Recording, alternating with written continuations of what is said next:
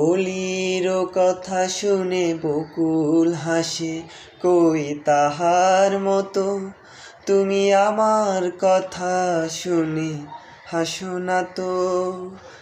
ধরার ধুলিতে যে ফাগুন আসে, কই তাহার মতো তুমি আমার কাছে কভু আসো না তো।